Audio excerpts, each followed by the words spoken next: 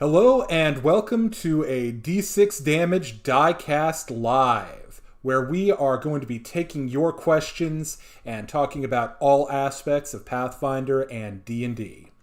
Today I am joined by the irrepressible D8, Hello.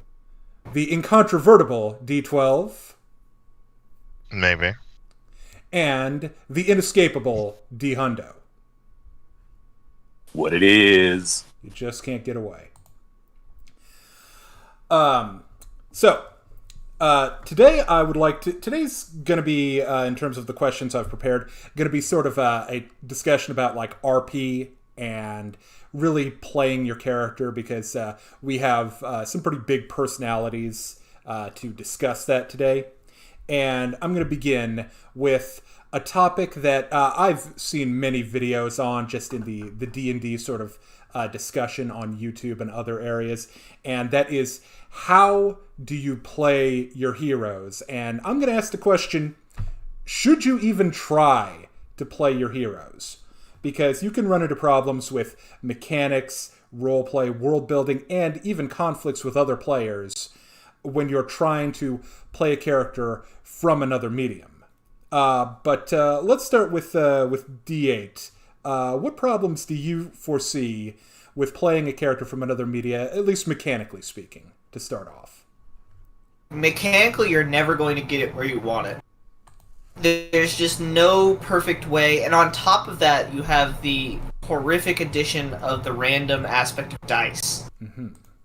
So, Batman can do some really cool stuff. And even if you're playing the vigilante and you've set yourself up as close to Batman as you want, you have this issue where Batman can get away with things that you as a player can't because you're rolling dice. And you will not always succeed. And you're never going to be, that powerful as Batman feels, because Batman is a hero of a piece that's built to be that powerful. If that makes sense. Yeah, then I think we also... Go ahead. I was just making a joke. Starting out as Batman, ending up like Booster Gold. That's a really good joke. Yay, validation. But yeah, I absolutely agree with D8. D12, what's your take? I think without your DM, without working with your DM and your group, it makes it so you can get thematically, you can get their gimmicks, but you're never going to get the true hero feel unless everybody's willing to make sure that that's a possibility. Mm-hmm. And at that point, you're not really playing a normal game. You're just kind of trying to convince everyone to fulfill one of your fantasies, and I don't know if that's really what you should be trying to do. Just to say to Sorcerer J, who has a statement in the chat, if you play a hero, isn't the nature to be good or lawful good? Well, in this sense, we don't really mean hero as in like a traditional heroic archetype character. We mean more your hero, the guy that you really like from another thing, which is really kind of up to the individual. It could be like Batman, or for some people, it's the Joker. The Joker is kind of the villain hero of some people's versions of Gotham City. Yeah, I mean, without a DM's approval, getting my Joker characters off the ground has always been nigh impossible, They're looking around at the serial killer type going, what the... I don't know, man. You've done pretty well with Jack so far. I know, I've been so happy, but he's he's on the lighter half of Joker. Well, I would say he's Fair. one chemical vat dip away from being Joker, but he's not quite there yet. Yeah, and you basically have yourself a reskinned hyena to go with. I mean, it's perfect. I think now in the game, we need to be looking out for vats of acid. Please don't throw an acid watch, flask watch at Jack. He puts in it. Right? There's gonna be a vat of acid. Jack's gonna jump in, assuming he's gonna turn into a Joker, and he's just gonna die. It's like, it was acid. Why did you jump into a vat of acid? Like, he melted. I was supposed to transform into my true form. This isn't even my final form. Well, thank you for that oblique reference to Dragon Ball. So I can say, certain characters who have just insane ability sets. That's another thing where it's really difficult to port over. Like playing like Goku or Vegeta in D&D. It's like, you kind of have to be a really high level monk, and you could do it, but you gotta be high level.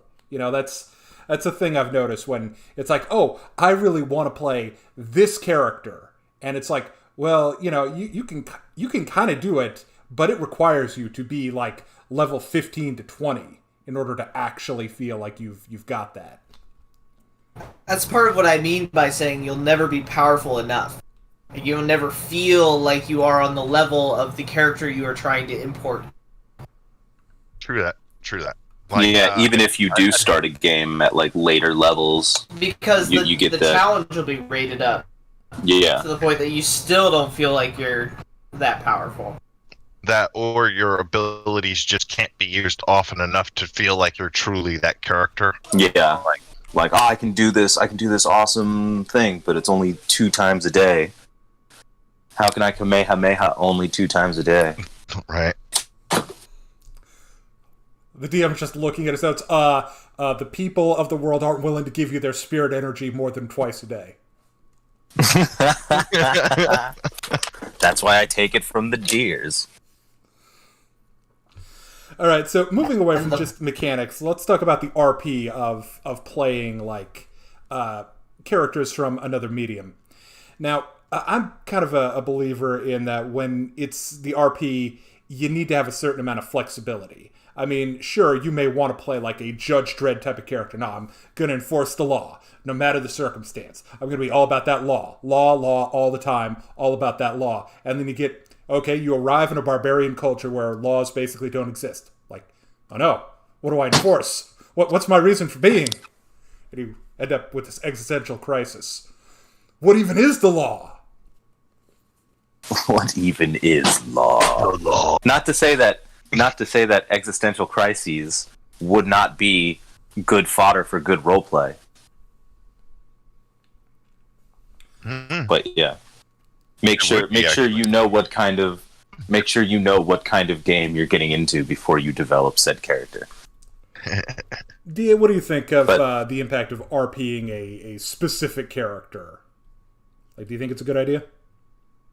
You asking me? Yeah. Oh yeah. I think it's a sick kind of person who plays a character that was built by someone else. Son of a bitch. Controversial You're words. sick. Yeah. This is the hill that Diaz will die on. This is the hill I will die on.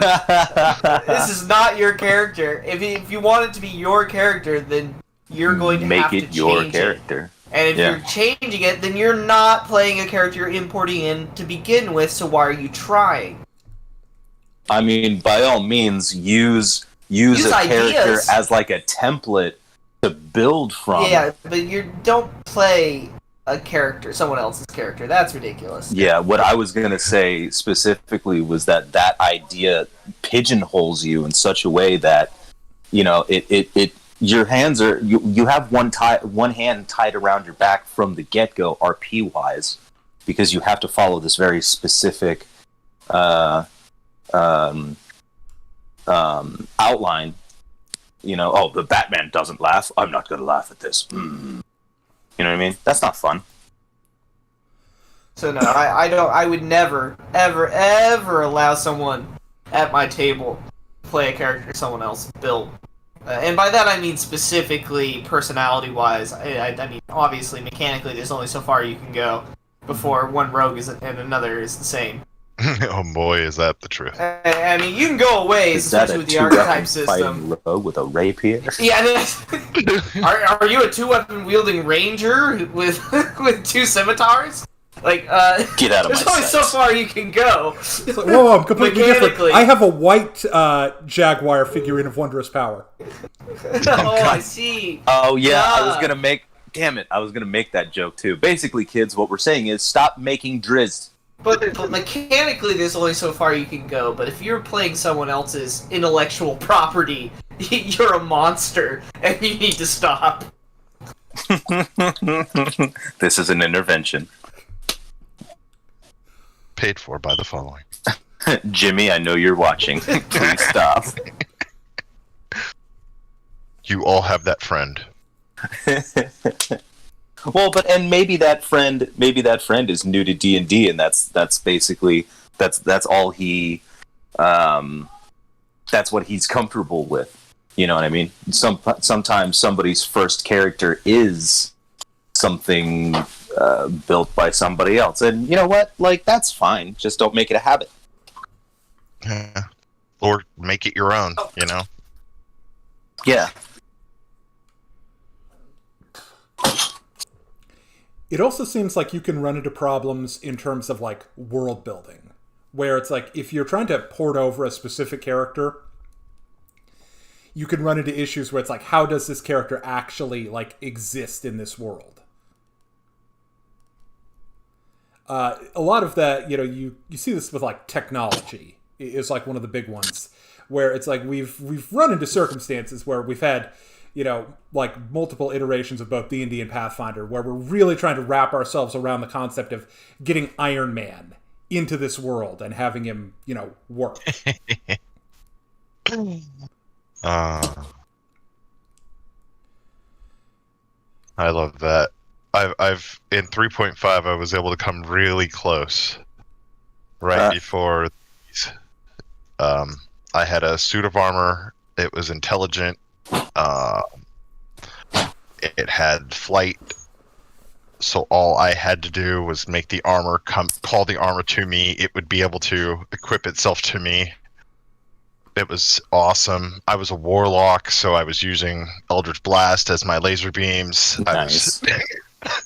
I had it so close, but then when I really looked down at it, it was one of those. But it can only know so much and do so much, and I can only go so far as a warlock within this set of full play. Yeah. Yeah, you played a gnome named Tiny Spark instead of Tony Stark.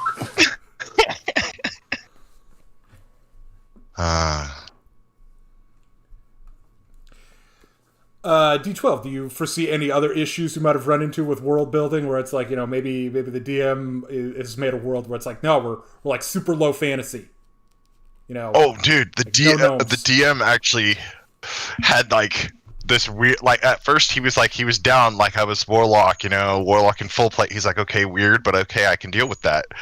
And then he's like, okay, warlock in full plate who gets his armor enchanted with the sentient being. Okay, where's this going exactly? And then he realized what was happening. And he's like, oh no, what did I lose? Yeah. Well, like he was trying to figure out like what do you want it to be able to do? I'm like, oh, I just want it to be able to equip itself to me. You know, that makes perfect sense.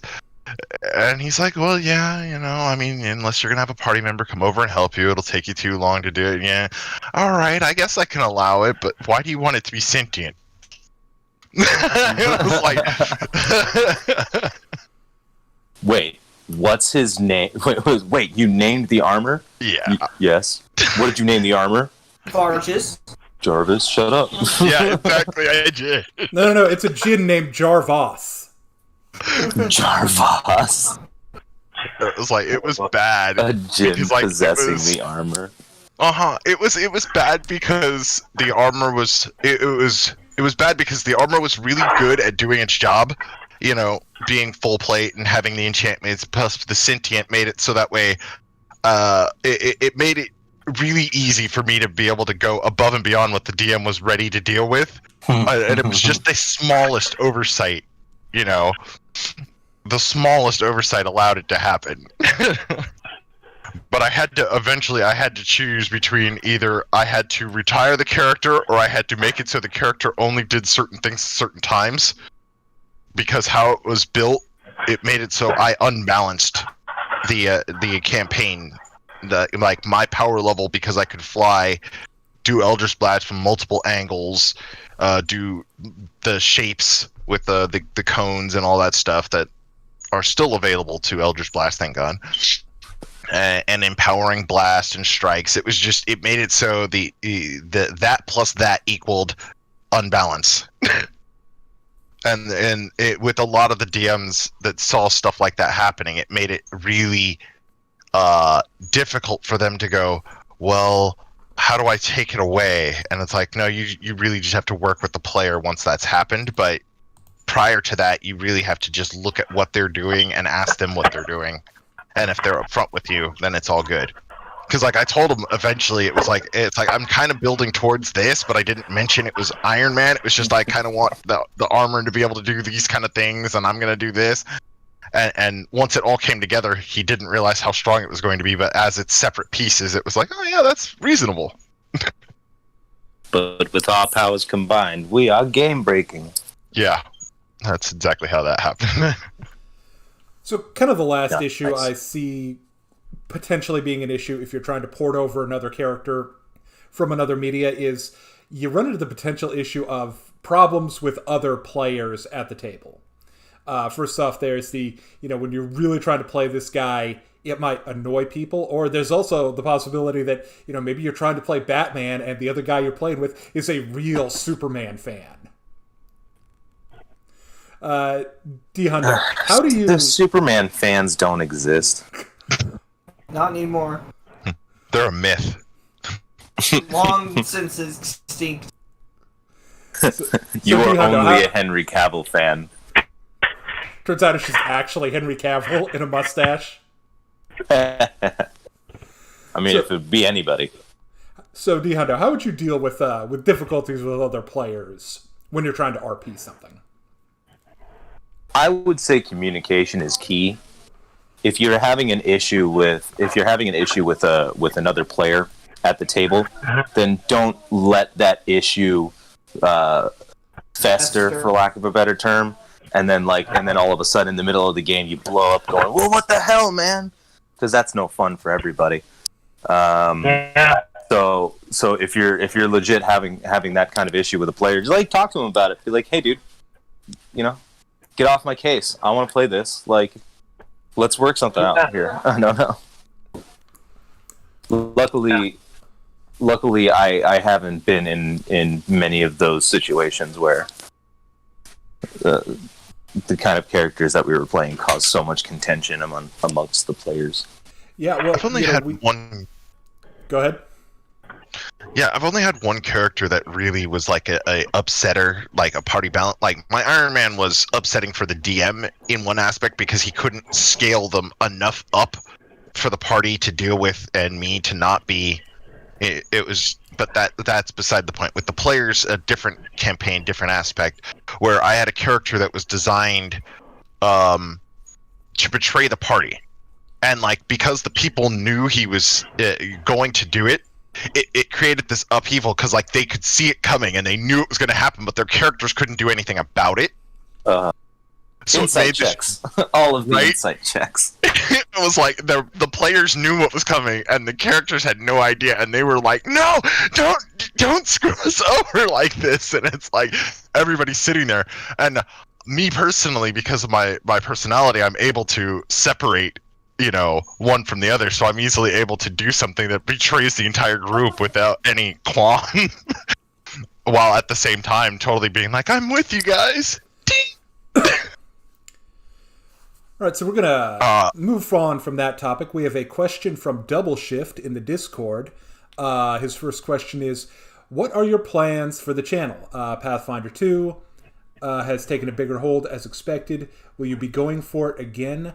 I was initially against PF2, but I see that it may help the channel more than it does to disgruntled PF1 fans. So, when it comes to future plans for the channel, obviously I've taken a hiatus from the kind of long-form discussion videos that I do where I look really in-depth at stuff, and partly that's because there has been this shift from Pathfinder 1 to Pathfinder 2.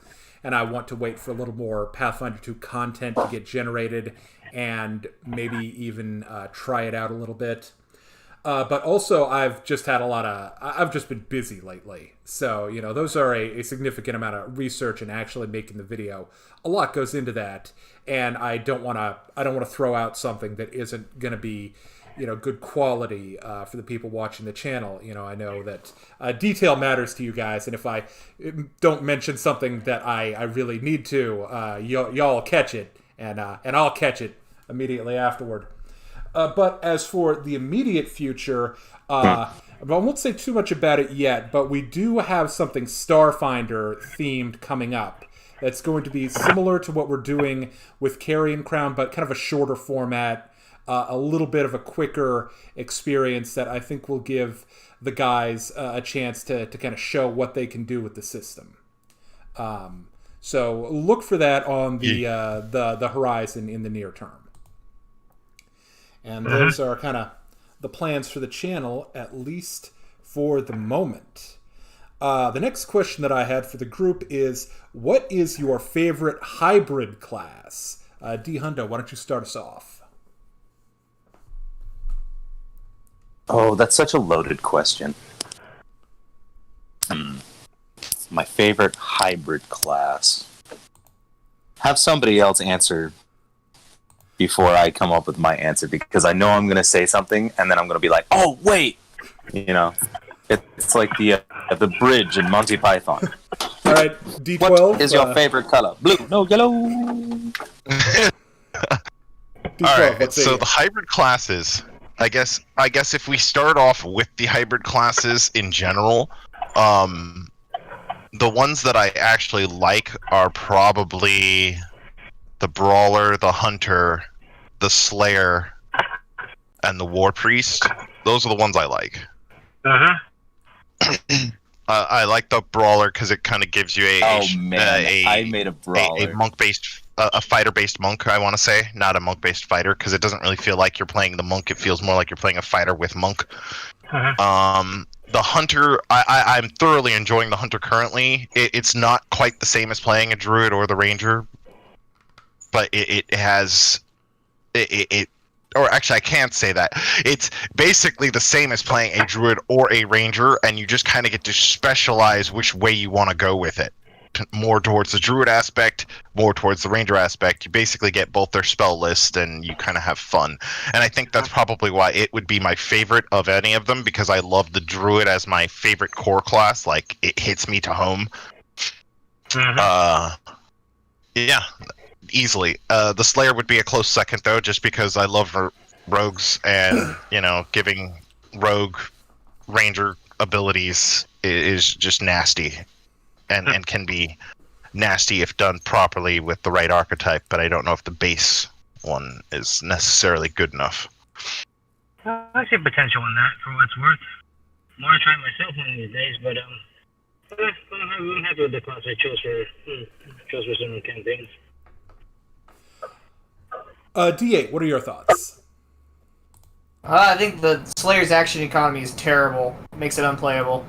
I think the Brawler is dumb because you could just play the martial artist monk and get exactly what you want without all the stupid overcomplicated stuff. I think the Arcanist is a neat idea, but way too ability heavy. I think the Blood Ranger is great, but I mean, there's only so much you can do with it. I think the Swashbuckler is the best class they've ever designed. I think the Investigator's neat, and I haven't played one, but I like kind of the combination of abilities it's got. Yeah, one of my biggest problems with the hybrid classes is they didn't do nearly enough content for them. So they have tons of archetypes for the base classes, but they have like 5 for each of the hybrid classes. And that's rough because they don't even really feel like classes at that point because they're like, you feel so limited in them. Like, for example, I think the Arcanist is a really cool class, and I think you could do some things to alleviate the ability point, drain that having to do all, doing Dex, Intelligence, Charisma, and a little bit of con has on you if you had some cool archetypes, but there's really not enough of them. For the Blood Rager, I mean, it's the same problem with the Sorcerer, where your only archetypes are based on Bloodline, and that's kind of, limited. There's only so much you can do with that. The Swashbuckler, again, best class they ever made. What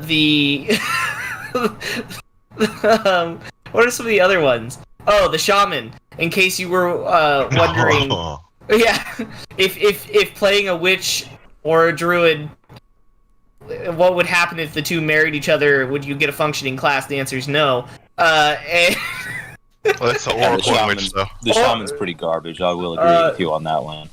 Is it the Oracle and the Witch? Yeah, it's the stance of D6 damage that we suffer not the witch to live. We are committed witch hunters here.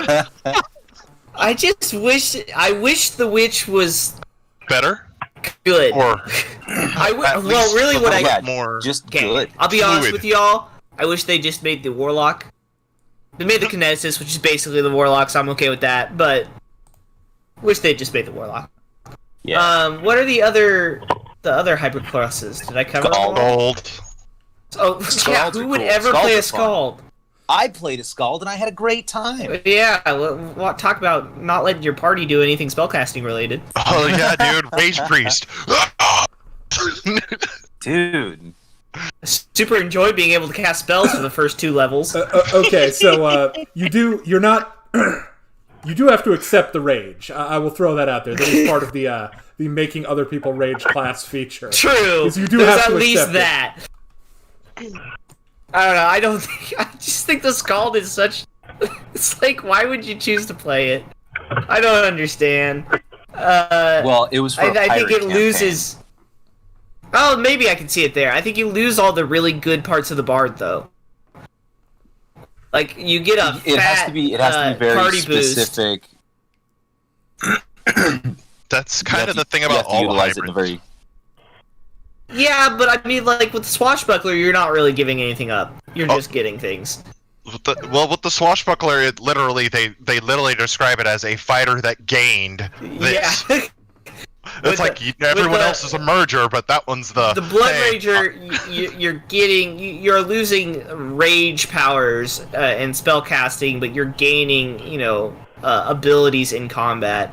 With the Brawler, you're just making a poor decision. With the Shaman, I don't understand why you wouldn't just play the Oracle. With the but like, my problem with the Scald is, like, one of the huge attractions of the Bard is the skill section of them.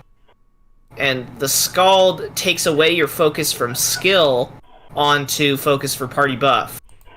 And I don't know if that boost to party buff is really necessary when the Bard is already a really good party buffer. I think it would be more dependent on your group's mechanics. True. And your group's flow. True.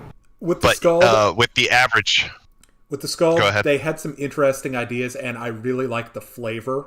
I think it's a cool idea, but mechanically, I think they didn't quite get it there because, yeah, you do lose out on the skill monkey aspect of the Bard.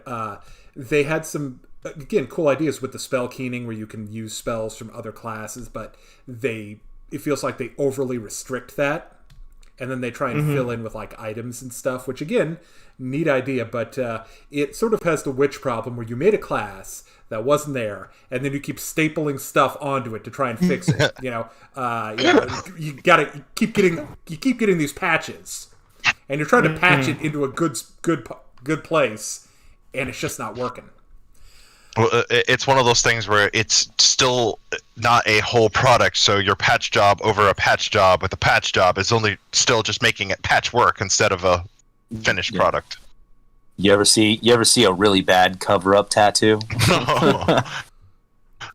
It wasn't a good tattoo in the first place, and then the cover-up was also bad. You're like, oof, buddy. All right, D3, what are your thoughts on the hybrid classes? D3. Oh, wait. I missed one. The War Priest. Oh, okay. what poor things do you have to say of the War Priest? I mean, I got nothing bad to say about the War Priest. I just am confused why you wanted to play a Divine Magus. Right? I am the holy light. Well, Or a non-alignment lock paladin. Because somebody wanted to. Yeah, true. Just because It's technically not- a non-alignment lock paladin. oh yeah, there you go. It's a cleric that really likes to hit stuff. Mm-hmm. You're not wrong there, right? My only counter, I say this now, is admittedly a harsh rebuttal, but more jokingly. Because between gods and devils, sometimes you're going to have to go for the one that's most likely to screw you over. At least it's going to basically say, be upfront in the contract of what you're getting into versus some clauses that are vague enough to basically be legally acceptable, but enough where he gets more leeway over you. But, let's see, hybrid classes, I get the feeling that, and with all respects to DA himself, I think the whole idea with the hybrid classes is that you have officially on paper the class that's two of them, but the idea, I think, is, I guess also with respect to his all DH criticisms, which I think I'll actually hold enough water to put fish in it, through the aquarium, but I think the idea is that you get these classes on paper as just two, but then you're supposed to, I guess, mess around with them and sort of customize it to your own thing. You're supposed to, rather than go through the whole rigmarole of, say, I guess with Investigator, Alchemist, it's like, yeah, Alchemist, well, yeah, it's, I forget my name, Alchemist by, well, actually, there's a good War Priest by, Fighter with a Cleric. You're able to have both in the instance to some extent, or at least that's some of the function idea. But at the same token, you could work with it to sort of categorize it from there versus having to go through all the levels and just pack it, go half and half in the instance and try to meld the two of the hybrid classes could theoretically do the job for you, but as DA rightfully pointed out, some things there too, sometimes it's a case of, I don't know, copy original is always the best in an instance there too, or something like that. But as far as class I would like to try out, I did play a War Priest. I did really enjoy it for what it's worth. I can see where it's like you have to really try to balance out Orisians or something like that, or the 0 level jail spells and the like. So I just want to try that things there too, like them doing it, but I also want to try the Investigator for what it's worth as well, particularly the Steelhound that the D6s kind of have to show me, and I would like to try that sometime, but yeah, I don't know. I guess I'm just trying to practice skill monkey classes. Of the hybrid classes, I think Investigator is probably my favorite. I like the sheer amount of stuff you can do with skills. Like, that is a very skill monkey class, and the ability to add your inspiration die on top of that, on top of your skill rolls for free, makes it so you can really get some insane numbers on your skill checks. Also, I like the stuff that you do in terms of like boosting your damage. It feels like you're a rogue, but also different from a rogue. And I think they did a good job putting enough restrictions on it that it doesn't feel like they're stopping you, but they're not letting you do every single thing you want. You do have to take a feat if you want to get your. I want to see somebody. Go ahead. I want to see somebody play a detective archetype rogue. It's a detective archetype, right? Or is it investigator archetype? I think it's one of those. Anyway, I want to see somebody play that, and an investigator, like, and see. I really want to do the investigator into sleepless detective. Ooh, that'd be fun. I think that would mix really well, and is a super thematic character. Yeah. It was the third. It was the third time we were trying to not us, obviously, it was a different group, but it was like the third time we were trying to run Rise of the Rune Lords, which that campaign is cursed, by the way. So don't ask me to play it. Do not ask me to play that damn campaign because it's not going to end well for you. But I made like play. I was wondering if you could like just walk in one direction for like 30 days. Oh, how about you just do that? Sorry. So I I decided to do something new, and I wanted to be a little more like thematic in the campaign itself. So I made a town guard. He was a detective. He was a detective rogue, and I was going for that sleepless detective. But didn't make it very far because that campaign is cursed, like I said. Let's and press I was F very to sad. mourn for Stormfin, who says he's playing in Rise of the Rune Lords right now. It is infuriating. They don't give you enough. They don't give you nearly enough information. Child. Poorest one out. Yeah, it's. I've played and run half of it. The same half. The same, yeah. Yeah. I'll tell you, there's a lot of really cool ideas, but they don't tie it together very well, and they don't give you they give the DM too much information on things the party will never know, and they give the DM too little on things that are vital to running the game. One of the big ones is like maps. Paizo is just allergic to giving you maps. They really definitely want to make you make it yourself. Frustrated because they it's like, okay, thanks. Now I have to draw out this whole damn thing. Ugh. All right, so Yeah, moving the last on. encounter is tough. So moving on. Don't from that worry, the question- second book. Sorry, don't worry, the second book is worse. Final encounter, that one's tough too. Let's move on now. Yeah, okay, so moving on from that question, we have another one from Double Shift, and I will also tell the people in chat right now, if you have any questions, feel free to post them in chat, and we'll get to them and answer them as best we can. But Double Shift is wondering, what's your opinion on maybe doing a channel with third-party content? And honestly, the reason why we don't do third-party content or talk about it very much here on D6 Damage is third-party content is hard to review. So it's one of those things where it's a huge spectrum. There are legitimately very cool third-party classes, third-party monsters, and like homebrew stuff, and that's all really cool. But there's also stuff that is just terribly balanced. I think there are just companies out there that churn out like the most unbalanced content in the world, because you could definitely sell modules. There are definitely people who want to come to the table and say, "Hey DM, can I play this? Can I play the Sun Scorcher Warlord?" And it's like, well, yeah, sure. Wave your hand. Yeah, I add an extra 2d6 per level whenever I'm standing in sunlight. Great. The whole campaign takes place at night now, and that's the kind of thing you see with third-party content. So it's tough to review. If I was the DM, I was the DM, I'd be like,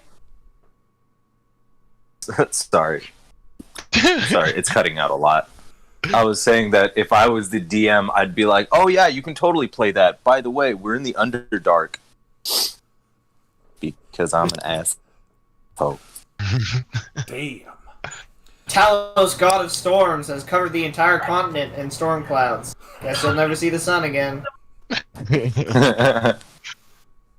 But then, if he was a sport about it, then you can gear the campaign to clearing the storm. Back, and then he becomes super awesome, and then you hear the Beatles in the background. Here comes the sun. Oh wow. Campaign ends as the sun is revealed for the first time in centuries.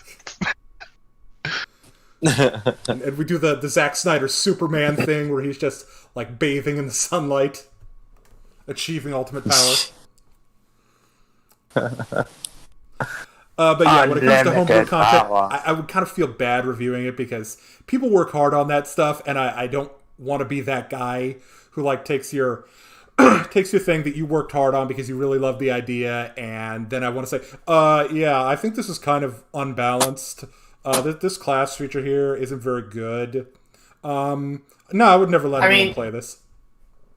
If you guys really want it, I'm willing to be the asshole who does that. So he beat me by 30 seconds. I was like, that's why we have D8.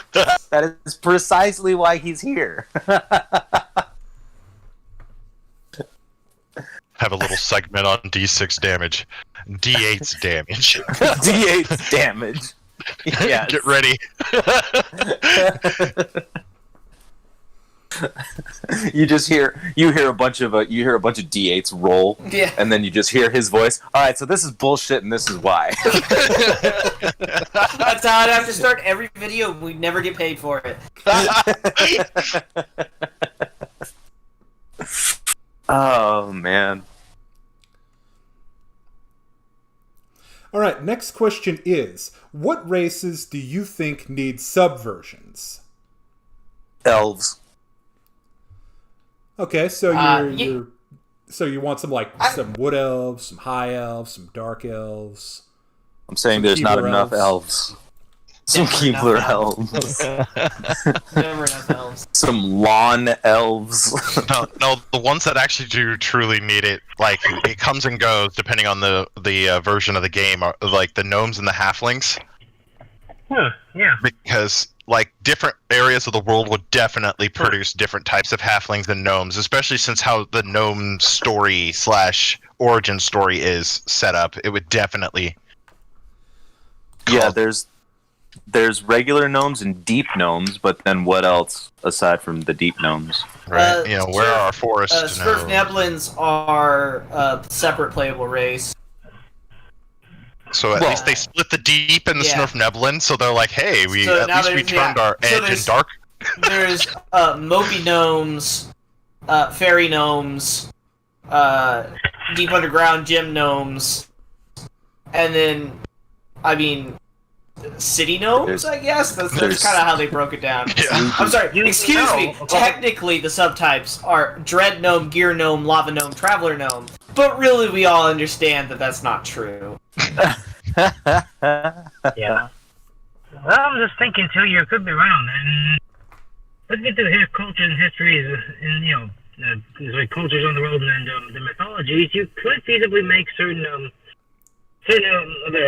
you could say mythological creatures into subtypes of gnomes. Like, you go in the city, it's more steampunk, you can have a sort of a gremlin gnome, where it's like, they're normally the workers that help out and help keep the machinery, but if the unions aren't heard, they turn into gremlins in the, I guess in the original sense, where they basically take out the machinery, rather than maintain the machinery. They were fed after midnight. Hey, to be fair, sometimes everyone takes a midnight snack in the same way possible. Sometimes you get really grumpy. I take a little bit rum cake. In their case, it's just a full chemical and body shift from the light to the dark side. It's okay, though. Oh my god. That's why Jack doesn't take showers, because if you get him wet, he's going to turn into a gremlin. No, if you turn him wet, he'll multiply. It all makes sense. No, if you get Jack wet, he multiplies. If you feed him after midnight is when he turns into the gremlin. For the lava gnomes, I'm really just picturing Moltar from Space Ghost Coast to Coast. I love Moltar. I was just thinking, Stormfin reminded me of my dire humans, or technically they're dire halflings, which were humans. I had a small section of a world that literally had halflings that were human-sized. And everyone who went there kept thinking... That's amazing. That they kept thinking they were humans. I disagree. That's dumb, and you should... No, because by the time they figured out what was going on, half the stuff that they owned was missing. Those are just called thieves. They're not dire halflings. They're just thieves. Well, did they have bone spikes sticking out of them? Because that is one of the dire traits. Yes. Sure. Ha! Uh-huh. Just deformed mutant thieves. Well, to be fair, in the last part of Lord of the Rings, Gandalf did mention that within the realms of after the Great War and everything else, that that some hobbits were taller than their contemporaries. So hey, you never know.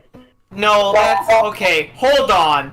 now we're going into literature, and I can beat you around the court. Because that's entirely because Merry and Pippin drink the ant wash, and it's supposed to be metaphorical for the way that Merry and Pippin have become more warlike and more like the realm of man, and away from the childlike simplicity of the peaceful hobbit folk, and more into this aggressive, very dangerous version of humanity. And anyway, it's not important. Let's move on. I will say, I find it funny that they both get like pseudo father figures, and they both die. Yep.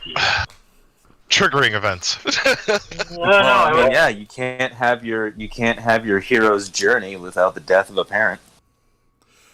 Hey, Disney princesses can get away with it, so can heroes. I'm just saying, gender recall is a thing. So D3, are there any races that you think need subversions, or you'd like to see like different versions? Well, to be honest, and I guess it's much more to what what in the tongue tied. I guess I'm trying to say is it depends on how well can you make this sub race appear in the world versus like where the other races would normally be. Example, I guess is a bit of a skill one, Aarakocras, where there's supposed to be these sentient bird people, like people, but if you can imagine it to where it's just like I don't know, traditional Aarakocras or hawks, eagles, crows or something, you can easily make it to where it's like if you say you get some let's see. So say you have a campaign that takes place in like the Magic the Gathering world of like Ixalan, something like that. It's kind of like a South America thing. You need to make it so it's like a parrot Aarakocras. Or some other ones. Go to Australia. They're the emu Aarakocras or something like that. I think as long as you can fit into the world diegetically and say, this is one reason that this reskinned or subversion of this race would come to be wouldn't be there. I don't know, go to some place where there's someone in the Arctic or someplace like Alaska or Russia, and you got Aarakocra penguins or something like that. I think it's much more what you try to. If you need to have sub races on that, I think it's what's like diegetic to the world around you. So you could have that thing, and the place would have that, but it's not so offensive to the. I guess even like a better offensive to the story, to where the DM just scratch your head, just struggling with it too, because if it fits more to the world around it, it can basically. Like I said, give players more to play with. It also can give the DM more to work with. Certain things, notwithstanding. I just got this real Planet of the Birds, like instead of Planet of the Apes vibe from your little diatribe. There, it was quite entertaining. I'm sitting there imagining a world that was converted into bird people of different bird varieties. And I'm sitting there going, wow, that parrot, he's really going to bite someone's head off. So, slightly off topic, but it does relate to the Aarakocra. So, recently in a game, I had a player who wanted to play an Aarakocra monk. Now, if I'm wrong about this, please correct me. Aarakocra are very short-lived, right? Like, don't they have like 15 or so year lifespan? Anyway, I guess. This was in a 5e game, and I actually said no because flying is difficult to balance for, and I didn't want one player to be able to fly innately. But I also found out another fun in 5e, the Ghost has an ability where if you where it's got this like haunting presence or something, and you make a will save, and if you fail the will save, you're frightened, but your character also ages like 1d4 times 10 years. So if you're an Aarakocra and you fail that save, we're looking at instant Aarakocra death. So that's in 5e, correct? Yeah. Well, okay, so are Aarakocras... Do Aarakocras also have such a short lifespan in Pathfinder as well? Aarakocras don't exist in Pathfinder because they are copyright. They are Raptorans in Pathfinder, correct? No. That was 3.5. There is. I was actually thinking about this before he spoke, because I would prefer more bird people. There are the Tengu, which are just the Kenku, which I really think a parrot Kenku would actually be pretty cool. Oh yeah. Terrifying. Instead of it's because they can only mimic. I think it'd be funny. And there's the Strix. It gets really tiresome. Yeah, honestly. it does. I know. That's why I don't play with them. Yeah. But the Strix are kind of this weird mix of mostly person owl, and they're not really Aarakocra. They're not close enough to it, in my opinion. Yeah, they're I kind would of like like, to they're kind of like wanted to play off-brand one. harpies. Equivalent. Yeah, I would like to see an equivalent of the Aarakocra, but that is copyrighted, so we never will. I just want to go on a little tangent real quick with the lifespans in 5e. What the hell? With Aarakocra being 15 years and then They Tortle never state also being like 30 years. I know the Tortle specifically has a really short lifespan. That's I don't dumb. think so, my dude. I will Yeah. look it up right now to prove Look you it wrong. up. Look it up. The Tortle lifespan in 5e. There's a whole thing about it. Like I saw blogs. I saw blogs about it. I bought those blocks. Well, you know They what? live an average of 50 years. Do not quote the stat blocks Yeah, at me. I an was there when average they of were 50 written. years. And do not quote the old blogs to me. But yeah, a Tortle with an average lifespan of 50 years? Bullshit. I would argue that this is average, and they live in fucking Cholt, where Which makes dinosaurs sense. literally eat you. And that's why they have such a high natural AC. I mean, come on. When you're average predator. And Aarakocra rarely live longer than 30 years. And they don't Also, the Aarakocra thing, that's also dumb because actual birds live way longer. And Yeah, like, but they they're so also small. mature at age 3. But Aarakocras are so small, and like normally smaller things have longer life. They are medium. Just in general. They are medium, weighing They aren't between 80 and considered 100 pounds. That's Yeah, small. they upped them. That's No, They are they're 5 feet lightweight. tall. I'm They're saying, hollow bone. on average. So, so I would argue that it's not a big deal because most of your Aarakocra characters are going to be 4 years old. I just think it's silly. Yeah, I would sort of saying not to rebut any of the good points here, but I guess one workaround is this on the world in itself. Like normally, Aarakocra would be mature enough to do it, but in this world, I guess because of like their diet, the environment. Yeah, we can't hear you, dude. Hey, buddy. Your monologue went a little too into the deep. Yeah. So if D6 damage was a ship, he would be on the lower decks at the moment. Yeah. It was like he was walking down the stairs. It was like. Listen, I'm going to I'm buy under the you a assumption microphone. that D3's mic is glued to an elevator, and he's stuck on the first floor. So it goes away? Yeah. You're actually fine right now, ironically. Well, for what it's worth, Now you're gone. You're gone. And he's gone. Stop it. You know why we're not talking? Your audio quality's great. No, it's not that. It's right when he starts talking, it's D-Hunter, can you great, and get it D3 fades. some ointment for that burn? Right? you know, I was gonna wait till And you're gone. You just got. I'm sorry, bud. You're gone. Like, You know, I'll talk like to the love for, Just type it in the Kendra. chat, You're gone. dude. you know what? Again, this ain't against you guys, but I'll see you all later. The audio's pulling hard and all the same things.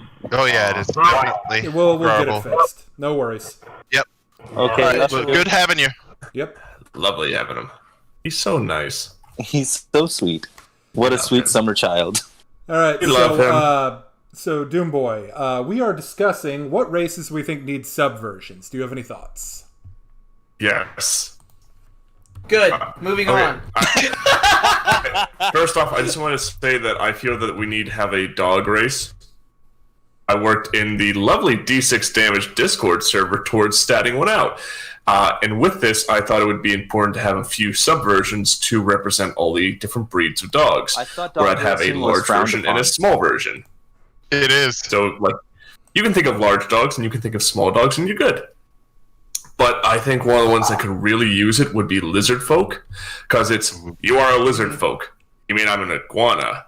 Yes, you're iguana folk. I was going to talk about that because I think that's one of the few things in Pathfinder 2 that I really praise them on is that they made a very expansive selection of lizard folk subraces that I think was really important, because like you really can't play a desert lizard folk in Pathfinder 1.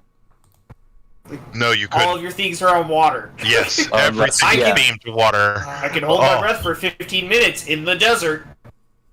Shit. ... But I think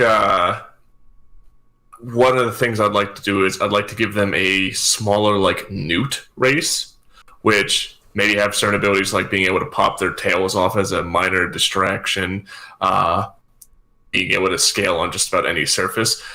Chameleon race, which you might... a chameleon race, which you might think that, so they'll turn invisible. No, they're going to have phenomenal perception checks, bonus on range attacks, and a massive penalty to any bluff checks. Yeah, Are you lying? Turns yellow? No! Me? Starts changing between yellow and this off-white color of just... Ugh. Just going along his forehead? Yes. Maybe something along the lines of like a camouflage, so that he gets bonuses to hide. See, the thing is, they're not good at hiding. Oh no, they're great at hiding when they need to hide. It's when they don't need to hide they suck at it. Have it say like in their favorite terrain. If you pick a ranger, they get an increased bonus to hide. Yeah, that would be a good favorite class bonus. Yeah. That'd be favorite class bonus ranger. Yeah, hell yeah, that'd be cool. They don't have that in Pathfinder 2, do they? Just imagine a newt lizard folk whose tail pops off. He goes, "Animate dead." That's dead flesh. It counts. Oh, that's awesome. cruel. I love it, awesome. but it's cruel. I also like started working on something for cat would folks. be like kobold size. Right? A friend of mine, I said, hey, so I'm going to have cat folks be represented by different species. So I want you to play as a Maine Coon, and you're going to be larger than normal. Oh, that'd be awesome. I said, like, he's so goofy. So this is for your Third Earth Thundercats campaign, right? Sure. So I think that's a simple way to go about with these subversions for some of these animal races. Just go larger, smaller, and then what traits you'd put on them. And you might say, what about tiger catfolk stuff? That's the stuff you make huge size. I think for as far as archetypes or not archetypes, but like divergence of the main, most of the ones that are non-humanoid really do need it. The ones that are not like, or not necessarily non-humanoid, but the ones that are like away from the true human, where they have physical appearances that look closer to an animal, means that it would be at least somewhat intelligent to be able to have multiple varieties of that species, just to kind of make sense of if that species is truly a offshoot of that animal and that species of humanoid. I'm gonna make an ocelot catfolk. That would be funny as hell to see. I actually had a cat. It would be Revolver Ocelot. That is good. I had a character, an NPC named Lucky, who was a black cat oracle with basically all the bad luck curses. And whenever they came across him, they found his tail heavily bandaged. He had a broken leg, and he was just terrified of everything bad happening. But Lucky's a dog's name. Yeah. Also, I really do want to get back to the dog folk, because I have been called a golden retriever in real life. So I'd be so down to play a dog. Oh, I sent a dog folk for 5e to someone else. I would love to see a Pathfinder version of it. It was made off of a corgi. I loved it. I loved it dearly. Yeah, so there's just a lot of room to work with there. Like, oh yeah, we have all these smaller dogs that will have just be like small size. Imagine playing as like a beagle. I don't know if you guys have ever heard of these, but they're called like Cyneophila. They were what was thought. People actually believe these existed in like medieval times. They were like this race of dog-headed people. There's actually like a historical account from like some I think he was like an archbishop or something, and he was asked to discuss whether the Cyneophilia had souls like humans, and it was kind of his theorizing on whether or not they did. You can actually see a performed version of that on this one really cool like medieval document reading YouTube channel that the name escapes me, but I'm sure if you Google it you can find it. Yeah, that kind of holds into the Egyptian theme. Anyway, as for races that I think need like sub races, I'm trying to remember their name, but it's like the really human like snake people, the guys who have like Yuan-Ti? Naga G. No, not the Naga G, but the ones that are even more human than that. Oh, those are just the Yuan-Ti. alien ones. The Yuan-Ti? Now you should Or talk the about the Githyanki. alien ones. The Githyanki and Can Githzerai? you shut the hell up? No! Stop throwing out wrong races. But those ones are the aliens. God. I'm sorry. Stop throwing out Isn't the it? wrong Is that the one? races. No, that's the pale blue flash one. What's the Oh, poison? man. Poison. I can make so one? many. Oh, the Vishkani? Yuan-Ti! No. Well, yes, but no. Vishkanya. Yeah, you're right. You're right. Dude boy. It's the Vishkanya. Shkanya! Yeah, I'd like more variation in my my races of antediluvian snake men. Vishkanya. That sounds like an Eastern European curse that you'd yell at somebody. Vishkanya! I actually like the notion of Vishkanya being able to like consume a certain kind of poison to change the blood to that kind of poison. Oh. I really dig the idea of a honestly just make this be like a racial trait for them. I would make it a feat. Or a racial archetype. Yeah. A racial archetype for Alchemist. But Yeah, just the notion that would be maybe. I just like the notion of like a rogue who just cuts their palm, sneaks up behind someone, puts their mouth put their hands to their mouth as the person's drinking drow poison now. Ew. As they've just drank a whole bunch of it to convert their blood to the perfect knockout drug. And if they ever need to go to sleep, just pass out. Also, I'm a big fan of fetchlings. I think they're really cool, and I think I'd like to see more different versions because honestly, the fetchling like baseline is I think it's like got not very like interesting stats. It gets like a +2 dex, +2 intelligence, or it might be wisdom. The point is, variant Charisma. fetchlings would be cool. Yeah, charisma. Variant. I forgot all about fetchlings. Which ones were the ones that were the little plants that that turned in they were the gourd and the cactus and the leshies. There we go. Lovely. I love the variants that they have, but I think they could use a couple more, or not necessarily plant themed leshies, but like other element themes would be entertaining. No, you just want to play an elemental then. Yeah, that's why you have things like Leshy is the playable elemental. Agree with you in the fact that small category elementals would be a neat kind of race to play. Yes. But I disagree with you that leshies have anything to do with it. No, less methods because methods can fly. Yeah, true. We're thinking more basically leshy. a rock with legs. Yeah. A rock running around. A very small rock with legs. We're thinking Geodude. Yeah. That's quite the image. Except beautiful lady legs. I don't know. Instead of walking on hands, he's actually got legs. I must have Metal Gear on the mind because all I'm thinking are the Metal Gear 4 like mechs that basically had like the weird reptilian but sort of pseudo-human shaped legs. You either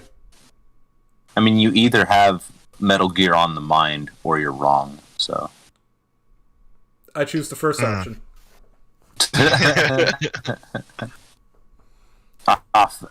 Variant fetchlings would be super freaking cool. Yeah, I think so. Yeah, Man, I don't know I how forgot you all would about theme them because they're all fetchlings, and kind I- of about like darkness and shadow. Maybe you could get like the shadow ones, like the greater darkness ones. I don't know how you do it, but Maybe like Underdark fetchlings as opposed to like Shadow from Realm the fetchlings. actual Shadow Realm fetchlings. or you could have Maybe like some like maybe Shadow they're from Dragon different Thrall locations. fetchlings. Yeah, that'd be cool. Or maybe it's more on how they were created and less on where they're located. Okay, yeah, so you could have like natural fetchlings and then like corrupted fetchlings. Yeah. Another That'd be one that I'd sick. like to see would be super specific, and I don't see them getting a lot of use. But I think variant merfolk would be cool. Just to have like merfolk that are Oh, different kinds of fish. absolutely. Like I don't think it needs a variant. I think that's more along the lines of I think that it should just be allowed that you can have your merfolk for especially with merfolk to just have slightly different man. colorations. Yeah, but I don't know. The I'd one to really the like a location. bioluminescent, like super deep That water would be merfolk. hella funny. That would be freaking awesome. I An mean, anglerfish merfolk. Murder so they fish. actually have that in the form of like deep mermaids. I think it's in like the Oh. 4th or 5th book. Deep but- mermaids terrify me. But I do think that there needs to be like variations on them because fish have all different kinds of unique abilities. Give me a jellyfish mermaid with like a -4 to intelligence. Oh man, I'm sorry, but there should never be jellyfish fish. anything other than jellyfish. Yeah. Considering they're closer to oozes than they are to. It's And they're minus not deep four. water. A monstrous jellyfish that's basically a giant ooze. Yeah. I mean, I don't feel like lots Just of ooze oozes with are swim great speed. in water, so It's a Ooze water-based with ooze. Huh? Just news. It's an ooze with a swim speed. That's Yeah, all it is. exactly. Honestly, every time I think of oozes, jellyfish is kind of where my mind goes first because it's kind of the objective of an ooze is literally it eats any of its particular type of choice of food, and it's on a one-track mind: eat and multiply, and that's Eat, kind of a sleep, jellyfish, Rave, repeat. right? also to this effect, I try to do the same thing with centaurs of having different quadrupeds that they are attached to, like deer, boar, reindeer, things like that, which I think would be fairly interesting.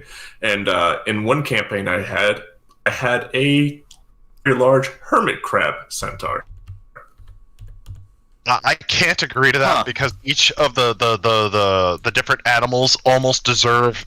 Technically, yes, it would be nice to put it under the centaur envelope. But I played a god. I What feel the like it's hell was gotta the be name of the species equine. at the time? I don't know. I feel Yeah. like it needs to be in the equine. Like you could have zebra centaur. You could have, if you really wanted to push Yeah. it, maybe giraffe centaur. Like some real like burly like sad donkey centaur. But Yeah, I would definitely keep it to the hoofs. Listen, I've seen pictures of giraffe centaurs, and it's hilarious because they have the long legs but a short body. Because they're just struggling to get water.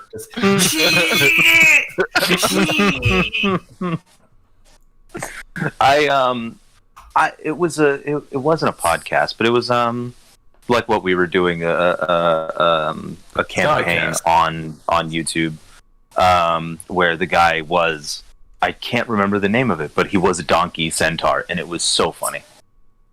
Very stubborn. Yeah, I think those are things that would make for great creatures just to have different versions of. So you can think of a basic baseline of quadrupeds and such, and then variant on it. Especially with horses, because I think you can make a bunch of different kinds of centaurs. Like there's those horses that are used to pull like stagecoaches that are massive things. like Clydesdales. Their neck. Yeah. that was in an episode of Hercules: The Legendary Journey where this one dude like got transformed into like a badass Clydesdale centaur. That's awesome. That's not a centaur I want to fight. It goes charge me with a lance, then stops and clubs me over the head with the lance. Okay. I was looking in the chat, and Stormfin brought up something that reminded me of something. The Protean Alchemist archetype for Alchemist in general But as he went on to say, like with the creepy little homunculus companion, it reminded me of something that I think D8 did, or it was either D8 or D6 that had that really creepy little homunculus companion that was that absolutely. That was me and Flavius. Yeah. Oh, jeez. Oh god, I was remembering that. It brought just this mental image, and then I thought about it, and I was like, what kind of archetypes would be good for an alchemist? Like Master Blaster. What would make a really good archetype for Pathfinder one? has done a lot of things with the Alchemist. Like they rode the lightning on that one. They did a lot of stuff. We can even look at some of them. But yeah, real quick, just touching back up on the Centaur thing before I forget about it. Centaur fighter. And some kind of like ranger archer on his back and a bunch of teamwork feats. Yeah, basically. Like just badass fighting combo. I think would be awesome. I just want to say I had a combo with a friend where it's like, how you and I play as like two gnomes. I'll play as like a cavalier with a lance, and you play as a gunslinger. And we'll just both put ourselves on an ostrich. He's like, I love this idea. We're both riding it, so I can make move actions, and you can just spend your turn taking full attacks. So, Alchemist archetypes. A lot of these sound really cool. Alchemist Sniper, Aqua Chemist, Beast Morph, Blazing Torchbearer, Chirurgeon, which is like a early '90s cartoons I watched on Saturday. Beast Wars. If you wanna go to 40k Fabius Bile Fantasy Camp, you can be the Clone Master, Construct Rider, Crimson Chemist, Crypt Breaker, which sounds pretty dope. It does. Dimensional Excavator. It feels like we're getting a little away from alchemy with that one. Oh yeah. This one sounds dope. Dragon Blood Chemist. I'm sorry, but that sounds like the epic, like the end-all be-all of all alchemists. Yeah, it just sounds like what every one of them wants. That was an alchemist going, we don't have any dragonborn in Pathfinder. So, I need to Stormjam, fix this. to answer your question, the reason you go Promethean Alchemist is because you get essentially an animal companion rather than a familiar. They level up, they're about as good as an Eidolon, except they don't get all the really cool evolution. However, this beats out on the homunculus archetype, because the homunculus archetype still only has the base stats of a familiar and not of an animal companion. So, if you wanted a homunculus that could actually be useful in combat, you take the Promethean Alchemist. You lose out on your mutagen, but you get a companion that actually can fight. If you wanted a really weak, but potentially weird and potentially extremely useful familiar, you can take the homunculus archetype, and that would give you one that can't survive, but you can mod to have a lot more things. Really, the Promethean is just an upgraded version of the homunculus, because even if you're not doing even if you don't get the evolutions, you still get, if you start with this at 4th level, you get poison already. So I mean, like, you get poison in flight already from the homunculus-based statistics. So you're gonna want, if you want a companion, you're gonna want to go Promethean. That's why you take. Yeah. On the topic of the homunculus, I will say that definitely, if you're wanting to explore that, look at the familiar archetypes, because there are some very good ones. There's one where they try to make it combat effective, but I think that D8 will agree with me when I say if you're planning on going to combat, you should just go with the one that's basically an animal companion. A familiar can only do it's even less of an animal companion and more of an Eidolon, because it has speech, it has telepathy, it's got and you do get poison and whatnot. It's more of an Eidolon than anything else, except you don't get the Eidolon bonuses. Points. Yeah. Well, but, you get all you want though, because you still get poison in flight. So I mean, really, what are you Yeah. asking for at this point? Yeah, Truth but that, with the familiar ones, it stays like, that size category the whole time, right? Yeah. Yeah. And at fourth level, you just get drow poison on your bite. Ooh. What the hell? Yeah. I wanted to say on the whole variations, I had the thought they should definitely do that for Sahuagin because they're supposed to be shark people. Get variation on that. Give me all kinds of different shark people. Oh yes. So just play 4 of them. So you're the street Sharks. Yeah, street sharks. Wavelength. Listen, there's so many cool sharks in the ocean, and the fact that these ones are like, we just bite. What variations do you have? Some of us have 4 arms. Come on. No, I want better than that. True, Stormfib. I do see that you do give up your bombs. It was not highlighted. That's unfortunate, but I mean, you do get a really good companion. I don't know if I'd really do it. The bombs are kind of the reason you play the Alchemist. Yeah. And I understand why they get rid of the bombs with that, because it's like if you have an animal companion that can fly, and you also have bombs, like the chance of you hitting your companion are pretty high. Essentially, what you're supposed to do, I'm saying, though, give the bomb to the animal companion and have it fly overhead and drop bombs.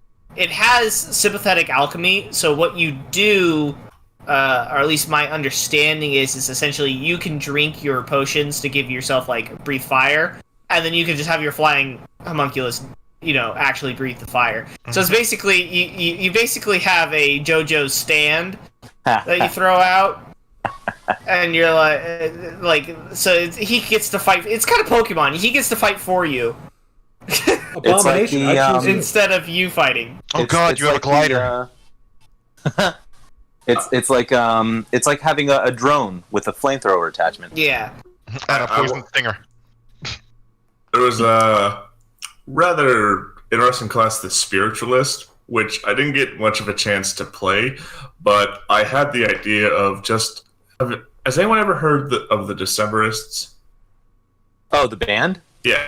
I love them. You know the Mariner's Revenge? We are two mariners. Yeah. Ship soul survivors. I thought to myself, I could play a love that Spiritualist whose mother is the spirit that's just watching over him as he's set on revenge. There is one thing that I must say to you. It's perfect. And I highly suggest anyone listening to just build that character, because I never will. There was a really funny bit. I was listening to that song not a few days ago actually, and the top comment was, "Way to go, guys! You've got an 8-minute long narrative driven sea shanty. We have reached peak indie." So Stormfin, the homunculus counts as both a construct and a humanoid, whichever is more beneficial for the purposes of what effects can affect it. As far as giving him the things that you get, the extracts, the discoveries, I don't know. I don't think you can do that. No, not as written. Yeah, so I don't think you get to be able to do that, but instead you get to be this weird version of a ranger. What are you talking about? You're a Pokemon master. Yeah, you're a really disgusting version of a ranger, essentially. That's why you're a Pokemon master, not a ranger, because you don't get enough ranger stuff to be true ranger. Anyway. Hey, D8, what was the book series where they did, like, different stuff with Dragon Blood? Charlie Sheen's memoirs? I mean, that doesn't Dragon narrow it down. Blood series. It was It's Anthony Ryan. It's Legion of Flame. What's the first one? See, we knew you Let could me do see it. if it has a trilogy name. Let's grab it. I have it right here. Of course you have it. Draconis Memoria. It's a steampunk fantasy where they power all of their steampunk shit with dragon blood. So they hunt dragons for the blood. So it's all about whaling, except instead of whales, it's sea serpents and things like that. It's really good. Anthony Ryan's really good. Ah, okay. I will definitely check that one out. Anthony, We still really need to have a book cast. soon. Working on it. Soon. Yeah, so about other interesting alchemist archetypes, the ectochemist, which I guess does ectoplasm stuff. The ectoplasm master, which is I guess different. Eldritch poisoner, which uses weird poisons. Energy scientist, which sounds like a really boring degree program. Gloom chemist, which is But it's going to get you a really good job.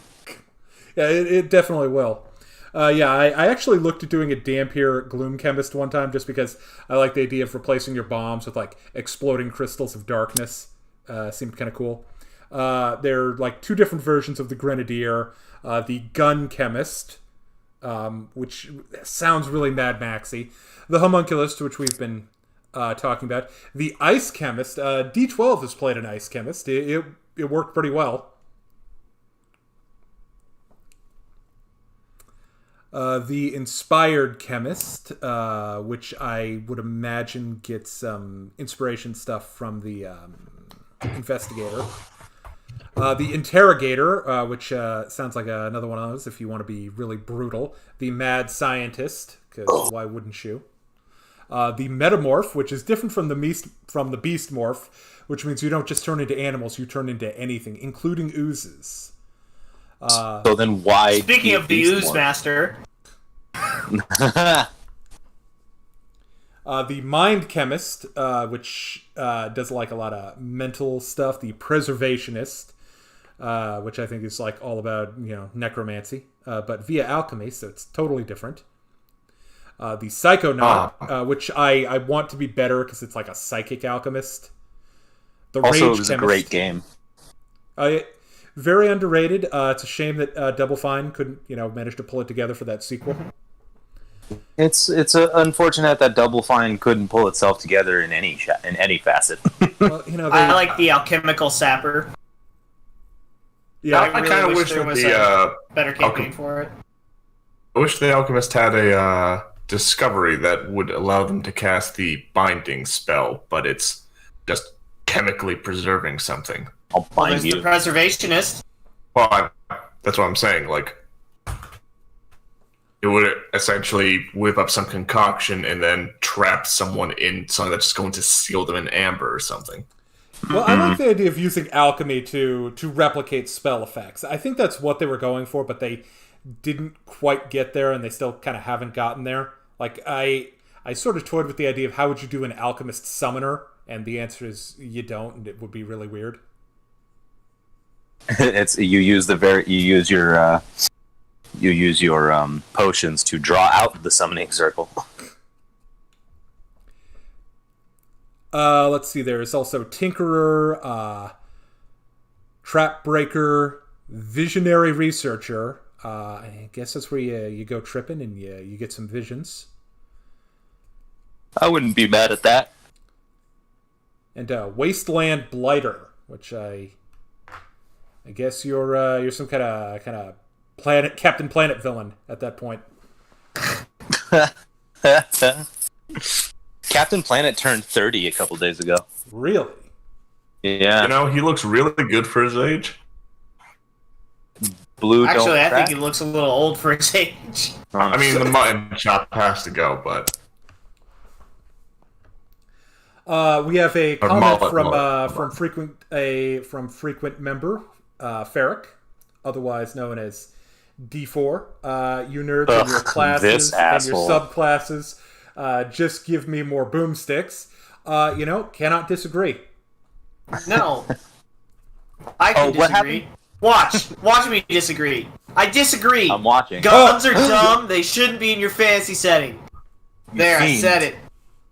where do you stand on cannons? Why would you say something so controversial yet so brave?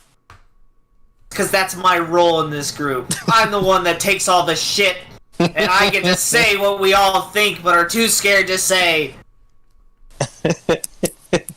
And D Hundo won't say until he's at least 3 drinks in. I don't think it's 3. It really doesn't take more than 2. Yeah, it really doesn't. It really does. Just give me a reason, and I'll start bitching about whatever you want. Honestly. I won't even believe it. I'll just be lying to you about it. Yeah. I'm just saying stuff for the sake of saying them. Now let's go from archetypes of the mechanical sort to archetypes of the frequent character in media sort. How do you feel about Frequent playing flyer archetypal miles. characters? Ooh. Now, when you say archetypal characters, are you talking about like the 5-man band, like the leader, the lancer, the heart, like that kind of thing? Yeah, that kind of thing. Or we could expand it. Would you be really super tsundere? The gadgeteer genius. Well, am I a tsundere in real life? I mean, maybe a little bit. Am I? Aren't I? The world will never know. The world. I think it's dumb and boring. You should just come up with your own character ideas. Yeah, I mean, like people end up kind of falling one way or the other naturally anyway. So just play it how you want, and you'll fall into one of those. Yeah. Now, Defining DA, your aren't character you on playing something. like a very archetypal, like old salty sailor? Well, I haven't started playing him yet, so we'll have to see. I know of a player who essentially made a very good point to seemingly play archetypal characters. Like, oh yeah, he's just the horny bard. Oh, this person likes to drink as much as everyone else does. He really likes drinking. And from there, That's they my expanded archetype. upon it. Where people were like, huh, he's just the goofy bard who doesn't talk about his problems and is just sleeping around. Oh, actually, he has a lot of issues. We're just not paying attention. Or, hey, this person likes to drink after an adventure, and during an adventure, and before an adventure. And anytime someone has to make a fear check, they start chugging whiskey. Yes, the alcoholic. And, this genuinely sprang up as an issue for the party where it's like, you need to get your alcoholism in check. It's like, why? I'm fine. I'm murdering stuff. It's like, yeah, but we're like worried about your health now. And though that might be a bit too serious, it can make things interesting. Of doing things, that are they Would lesser seem restoration normal. take care of a corroded liver? That feels like a It regeneration removes issue. disease. But yeah, I think Alcoholism the is a idea seasonal- of using these things as a baseline is a really good starting point, and then expanding upon it. Yeah, use it as I'm going to play a murder hobo. Why are you a murder hobo, though? yeah, use these archetypes as like as a baseline, and then build from there to make it your own. Mm-hmm.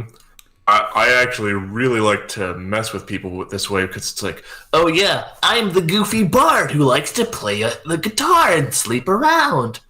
Oh, okay. I know everything that's going to come out of this character. He's going to just fumble and goof around. It's like, yeah, I'm not planning with any secret society or inevitable downfall. That would be weird. Hey! Wait, are you? Aren't I? Genuinely, in some settings, I have a cabal of bards that are like the court jesters and whatnot that just control things in their own little ways because no one ever pays attention to them. I do. I will have to say that for 5th edition Dungeons and Dragons, College of Whispers, thematically to me is so much fun. Like it opens so many doors to just mess around. But then when you put it into practice, the archetype itself mechanically falls pretty short. But that's probably a thing for another time. Also, to catch my unending rage, why on earth are bards occultists now? That's so weird. Well, so Pathfinder 2, they wanted to get rid of the individual occult class spell casters. lists, and honestly, the occult spell list was not well thought out. Divine is pretty good, Arcane is pretty good, Primal definitely has its moments, but occult is just not there. It doesn't feel distinct. I understand the desire to want your spell lists to be distinct, but it just isn't. It's just a combination of leftovers and things that aren't very good. Is it bad that whenever I first looked at the 4 lists, I couldn't tell them apart? Because it was like, yes, it is. Hey, you have miracle. It's like, okay, they have wish. What do these two do that are different? No, they do the same thing. Okay. Hey, Prime, what do you got over there? It's basically miracle / wish. Hey, Colt, what do you have over there? What they said. These are the same spells, but different fluff. Well, if you're only looking at 9th level spells, maybe that looks the way. Maybe. When it comes to archetypes, yeah, I kind of agree with the overall group sentiment where it's fine if you want to use it as a starting point, but I think that, I don't know, maybe I see this with players who aren't confident in their RP abilities or they're not confident in their character creation abilities. They stick really closely to type and they never want to break out of it. I think one of the best things to do as a player in either D&D, Pathfinder, any of these Roll20 systems, is to find your version of a character, what you bring to it, the way you see it, your unique perspective. Wow. Like, I think that adds to it because honestly, we have like all the famous D&D versions of the Bard. You know, that is a character that has been thoroughly incarnated over and over again. We've seen it like in all the groups. What's your version of the Bard? You know, that's one of the reasons why it is kind of a shared storytelling experience. It's something that we all add to it. I don't need to see what a Bard looks like. I want to see what your Bard looks like. Yes, exactly. I personally loved my Ranger, who was this cold, serious, angry individual that didn't want to have anything to do with people, to the point that as a human, was his favorite enemy. And then he came anywhere near an animal, was like, a baby! Ah! And just fell in love and completely flipped the switch. It's just like, any single animal would do this to him, as he loved them to death. This is correct. Sees a Kraken attacking their ship. I'm my cuddlehead. I have a ranger that I want to play at some point called the Debt Collector. His day job is to collect debts. You know, he's like a money lender, and he really doesn't like it when people skip out on their debts. So he will track them to the ends of the earth using his ranger skills. And I like the idea of him just showing up at an evil wizard's castle. And it's like, who the hell are you? What do you want? And it's like, you owe people money. That's just the whole reason he shows up.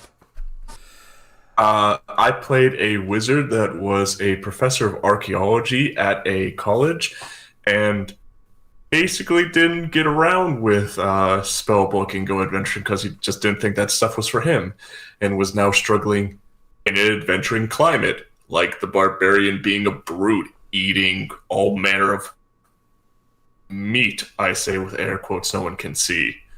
Just kind of horrified by all this. As the party goes traipsing through an ancient tomb, knocking over traps, and it's like, no, we have to get a dig site set. Fine, let's get the treasure. No one will know. God, future historians are gonna hate me.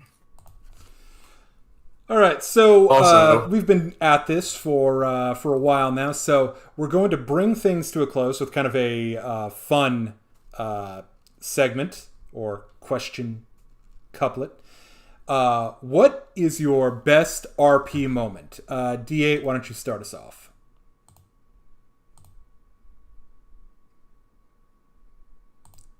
D8, are you there? I'm here. I just can't think of one. He's thinking. All of his moments are great RP moments. I know, yeah. I can't think of any specific one. Because they were all that fantastic. I'm just amazing. I don't know what to tell you. Also, folks, come to the D6 damage Discord and tell us your best moments. Try and top what mine will be. What about you, D Hundo? Any particularly good RP stories? Oh, there's some great ones. One that springs to mind. We were playing Wrath of the Righteous. Didn't get very far into that campaign, which is why I really want to play it again, because I had a lot of fun with like the half a book that we played. But I was playing with a first time player. Shout out to my boy Josh. And he was playing a rogue, and he himself in real life is a very charismatic fellow and a very, very quick-witted. So we run into a group of, I guess they were paladins, and with everything going on, they were freaking out, and they... Guys.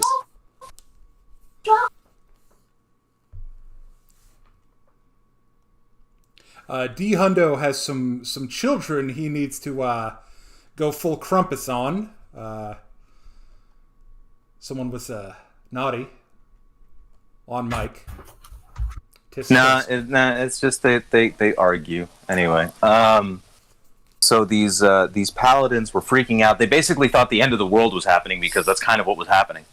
And so they decided that the best course of action was that they needed virgin blood they needed virgins to sacrifice for their blood to like appease these demons, to like make them leave. Yeah, I know where this is going. And my friend, he rolls his bluff check, and he's a rogue, and he's a charismatic rogue, so he rolls pretty well on the bluff check. But we were playing with a DM that was very RP heavy. If you want to convince me, convince me. If you want to be convincing, right? So my boy goes, guys, it was a mistranslation. It's not virgin blood, it's chicken blood, guys. You need chickens. So he rolls really good on his bluff, and then the leader of their group like rolled a 1 on their sense motive. So they were like, guys, he's totally right. Let's go find some chicken. And it was just some funny shit that he came up with on the top of his head, and then that became a running joke with our group for a while after that. So that was fun. So this happened not too long ago in a game DM'd by D8, but it was a moment I was really proud of. I love how it turned out. So I was playing a Mystic, one of the a Triton. I was playing a Triton Mystic, and it was like an older version of it where you get like telepathy, and you could speak directly to people that you have line of sight on.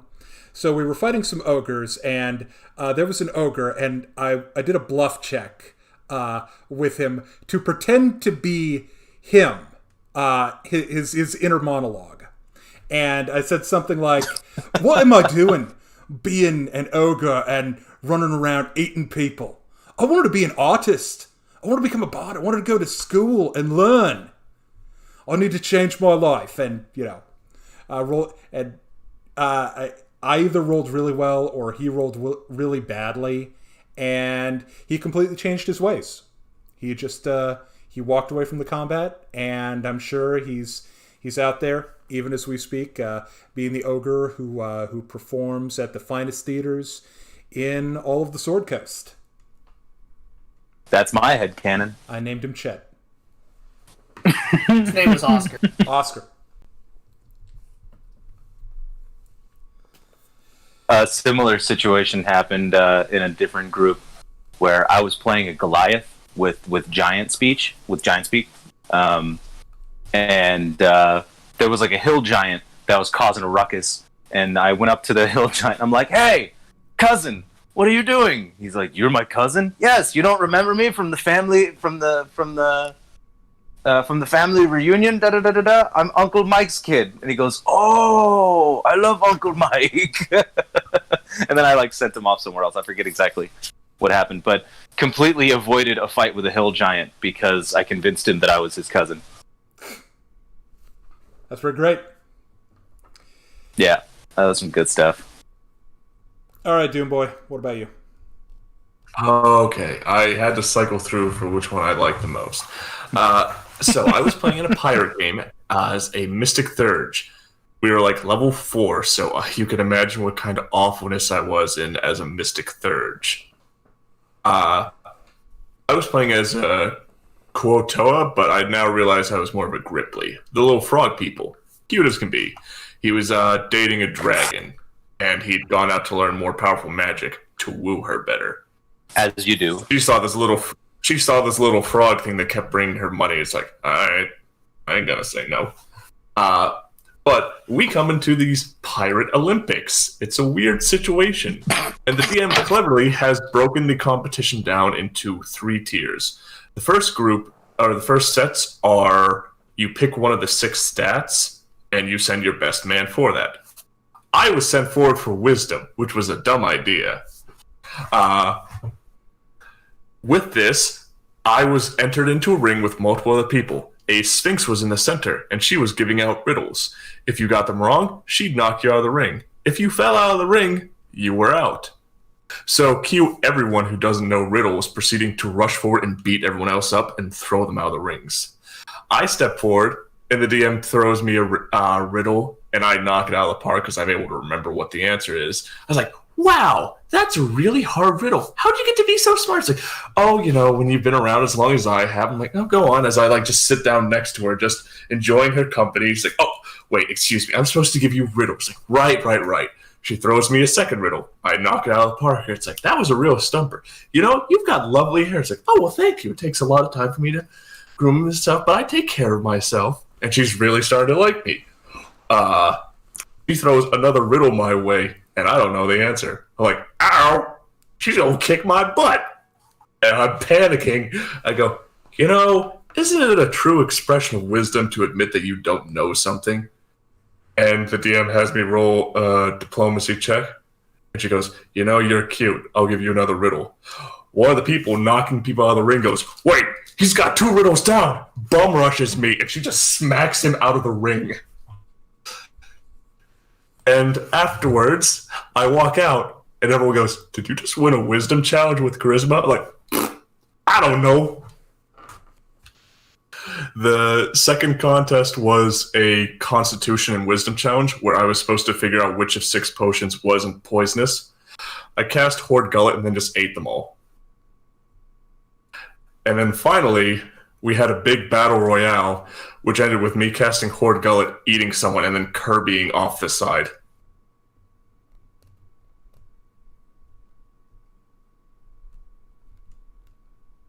I feel like I've lost you people at some point. I was just thinking that's I'm kind of surprised you didn't get poisoned or something when you ate all those potions, but Horde Gullet produces a bag of holding in your stomach. So I just swallowed them all, and they all went in the bag of holding. I vomited them up later. Did you hear my slow clap? No, I didn't. Oh, dang. I was doing a slow clap. So yeah, we come to the final round, and it's a test of all your skills combined. And it comes down to me and one final person. And I go, okay, he's going to kick my butt. He is like a level 15 fighter, and I'm a level 5 Mystic Thurge. Horde Gullet. I'm going to grapple him and just try and eat him. I throw him into my mouth. He's only halfway there, but he's freaking out because he's just being eaten. And I throw myself over the side. And as I spit this guy out, who was like one of the pirate captains here to show how great he is, everyone's like, the frog hit the water first, so he technically wins. Like, whoa. No, I just got eaten. I lost. It was great. Way to go, frog mouth kid. So, because one of them is out of the room and the other one is out of ideas, I will tell you a couple of my favorite stories from D12 and D8. They both come from our playthrough of Curse of Strahd, which I think went pretty well. D8 was playing a gnome wizard who was specialized in the necromancy school and had an obsession with shoes. and D12 was playing a half orc rogue, and who was trying to climb his way to the top of a criminal empire. So the D8 moment happened when and I would have done it too. When he was trying to get hold of a broom of flying that was in the middle of a fight with D12. And the Herculean efforts that D8 went through. I'm still mad about this. To get control of that broom, and unfortunately D12 landed the killing blow on it, because he had not yet met a cleaning implement that he could not beat up. My favorite D12 moment from that story, from that campaign, happened at the end of D12's time. They had arrived at a spooky sort of evil temple, and they were given the chance to commune with various beings of dark power from beyond the realms of sentient beings. And they had to make a will save or become an NPC, essentially. Both D8 and D12 attempted this. The reward for D8 was a cool pair of bone dragon wings and an ability to eat dirt to survive. So that really worked out for him. It was great for the Got character. that going for you, which is nice. Yep. D12 was going for like some cool spider powers, but he failed his will save by like 1. And he ended up just walking out of the campaign, having become thrall to dark powers. And in a weird way, it was how he won. It was how he became head of a whole criminal syndicate. Yeah, because I somehow still found a way to get out of the Barovia. Because part of the deal that you made with the Dark God was a trip out of Barovia. I mean, that sounds like him, to be fair. Right. Also, hi, folks. Hey, Ferric is here. Bonsoir. Sorry, at the I was working out, so I was listening to you guys and just giving shit in chat. Even Oh, more. you were working out?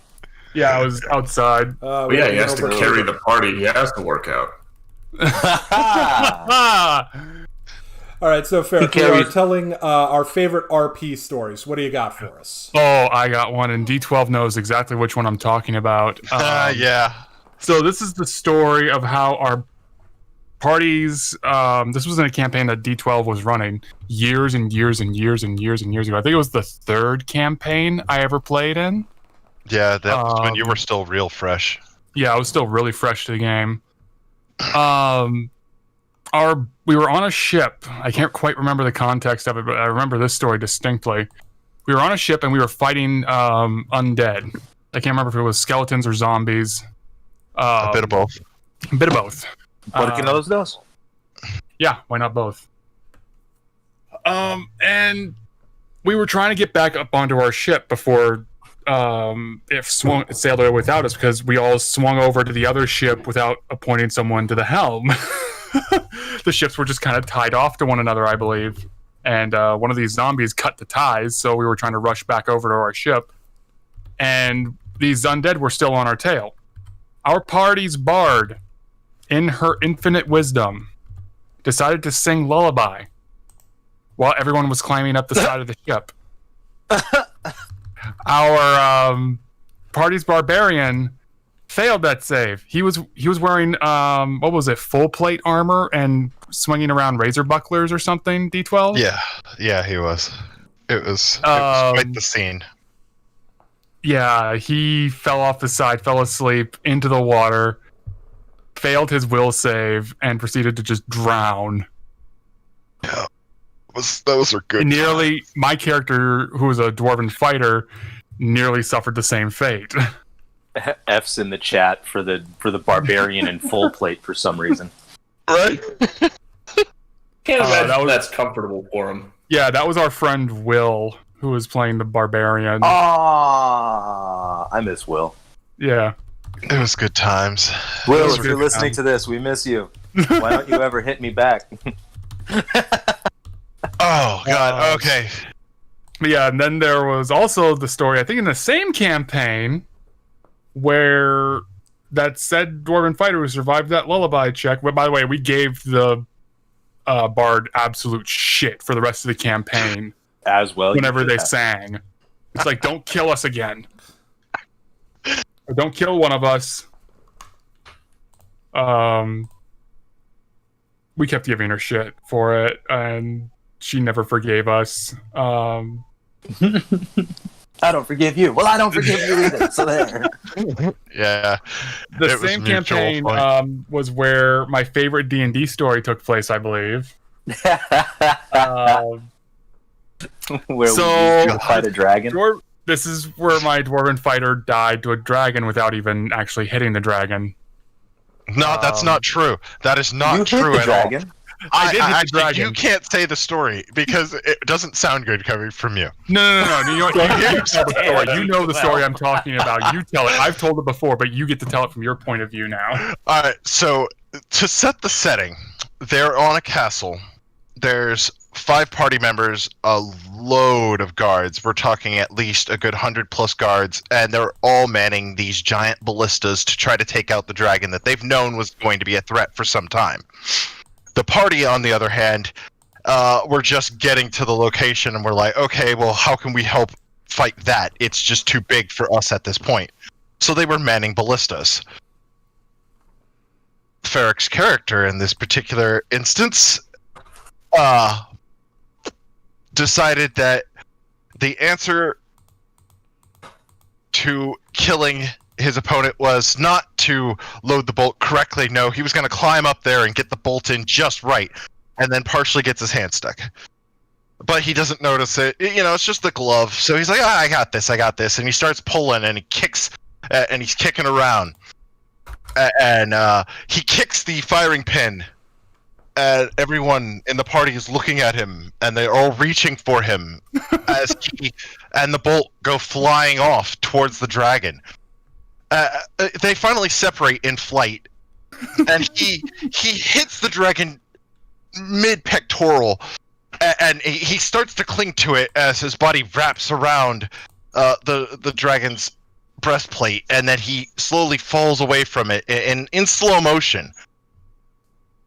As he's still doing this, he's sitting there going, "I can get him!" and he's reaching and trying desperately to grab this dragon.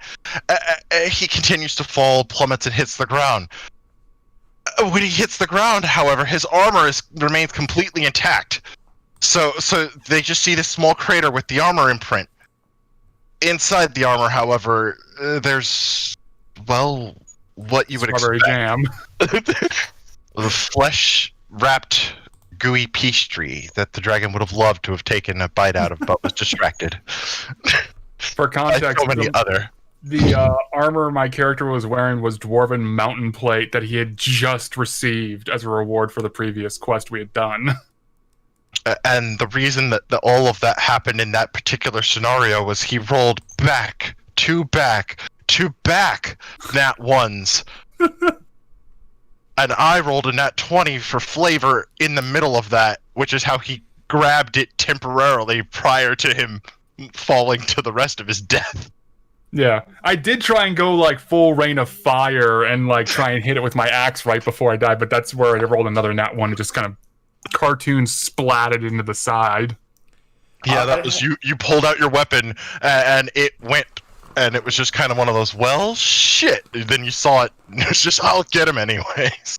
I mean, Yep. to be fair, in Rain of Fire, like, he didn't hit the dragon with that axe anyway. Like, he got No. ganked, bro. Yeah. Like, he jumped and then immediately just got like, So it's movie accurate.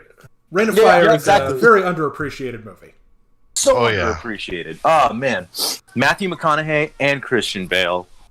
Yeah, that was a good movie for them. Mm-hmm. Yeah. All right, so now we've discussed some of our favorite RP moments. Now let's discuss the dark inverse. How do you know when you've gone too far? Oh, I don't. no. Mm. Yeah, I don't. Someone I has hit to that tell moment. me after the fact.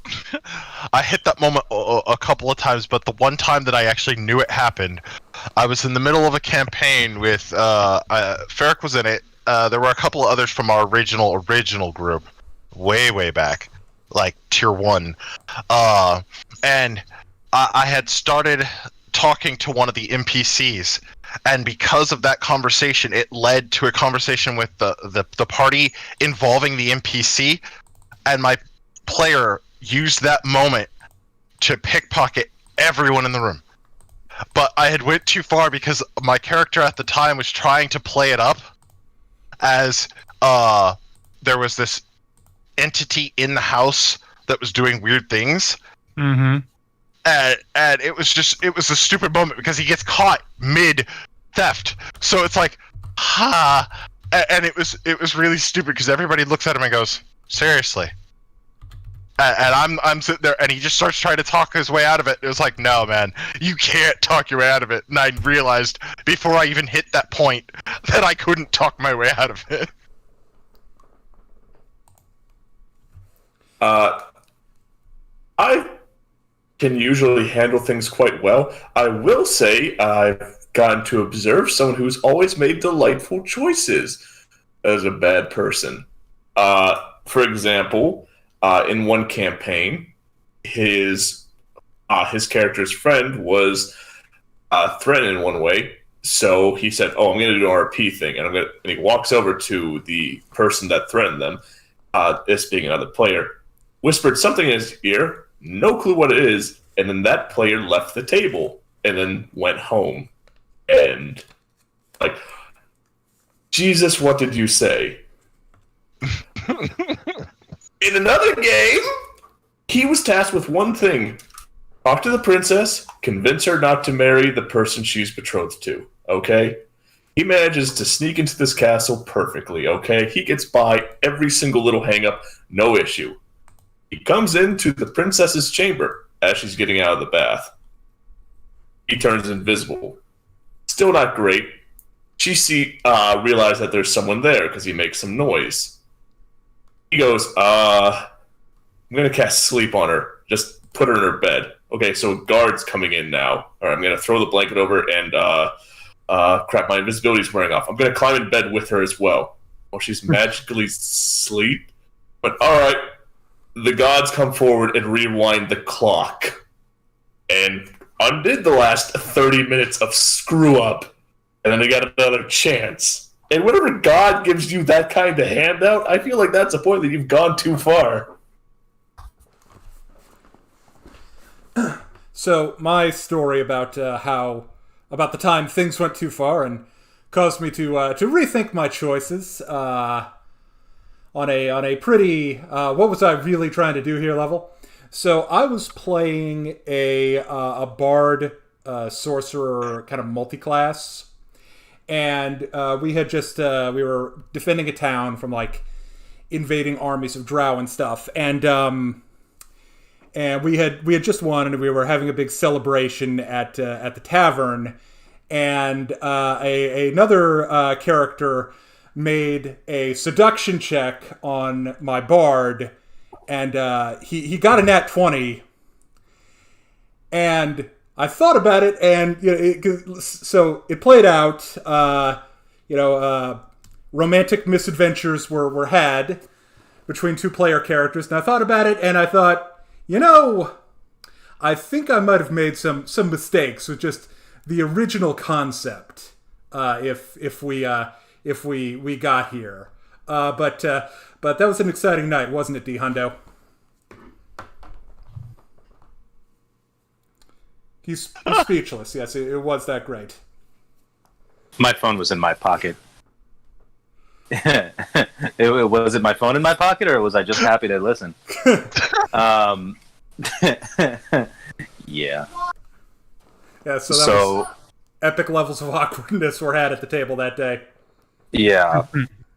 Yeah, especially because of the rest of the company that we had with us.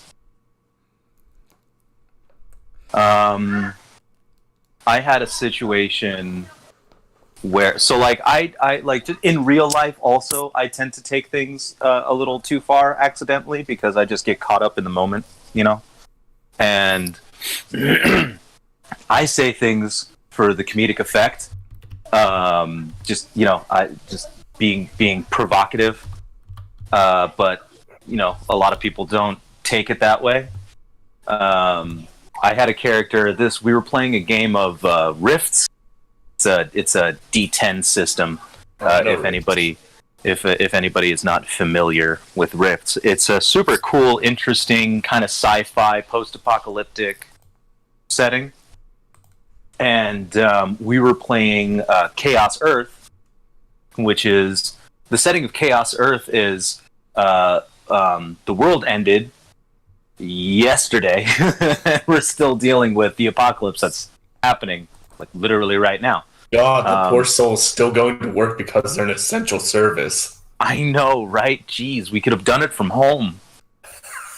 This meeting could have been an email. So I had a character. I was playing a demon and witch hunter. And I kind of, this is going back to what we were talking about at the beginning of the video. I based the character off of Alexander Anderson from Helsing, but not completely. I just, like the aesthetics and the kind of mindset mentality, because he's a bit of a whack job, which I love. If anybody has never seen Helsing, I highly recommend it. Watch the OVAs, though. Watch Helsing Ultimate, because the first one sucks. Anyway, long story short, I call a character a Protestant whore. Because my character was a Catholic priest, as you do. And, they didn't appreciate it. And they were super mad at me for, like, a week. And then I had to apologize. Because I called my girlfriend a Protestant whore. Oh, God. Yeah. You're probably just looking over at her like the awkward seal or something. Because I said it, I was in character, I was like, "Aye, you dirty Protestant whore." And I look over, like, the look on her face, she was like, "Did you just fucking say that to me?" And I was like, "Oh no. Oh, no. You're not going to want to cuddle tonight, are you?" She's like, "No, you're sleeping on the couch." And I was like, "Okay." That's fair. All right, Ferric, you're the last one up. What'd you do? What'd you do? What did you do? God damn it, Varric. Always. Yeah, everyone blames me. Well, you don't make it hard. I'm really trying to struggle to find a moment where I went too far in a campaign. You are pretty even-tempered. Yeah, I'm really, really even-tempered. Like, D Hundo can attest. It is not very often that I lose my cool in a campaign, or I like scream or shout, or ever for that matter. Yeah, like you've never like him and D12 have known me for years and years and years, and no one's actually seen me like super pissed off. Well over a decade now. Jesus, it's been that long. Holy shit. I know, it's been like 15 years, dude. I was just thinking about that. I was like, yeah. Well, I know exactly when I met you, D12, because that was midnight launch for StarCraft 2. For StarCraft 2, midnight launch detected. I remember that. Anyway, sorry. Yes, I've never heard you raise your voice in anger. I think the only time I have was not towards anyone who didn't deserve it. But it took a long time for that person to actually coax that anger out of you. Yeah. That was like over a week or more. Anyway. So it sounds like Ferric is pleading the fifth.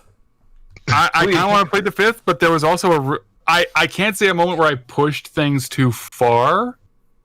However, there was like the cringe fest that was like my very first session, and D12 remembers this.